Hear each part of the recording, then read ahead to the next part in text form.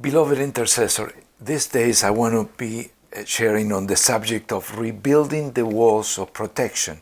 I believe there are areas in this network, in this ministry, that should be urgently repaired. And today we talk about restoring the confession of sin.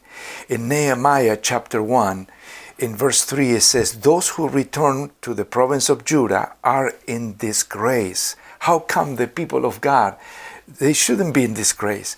He said, "The wall of Jerusalem has been torn down and the gates have been destroyed by fire." This was the condition, and God showed something to Nehemiah, that it was through repentance that the work was going to start to be rebuilt. And so he said in verse 4, "When I heard this, I prayed to the God of heaven, saying, I confess that we have sinned against you." I believe, my friends, that any ministry, when we face stagnation, we should research our hearts and see if there is sin in the camp.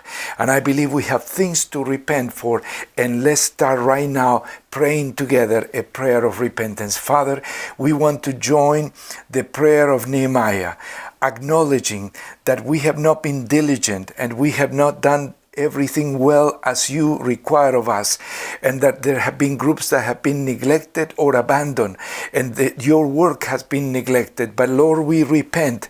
We come to you together as a body, as a network, to ask you to forgive us and to help us restore the walls of protection. In Jesus we pray, and the people of God says amen and amen.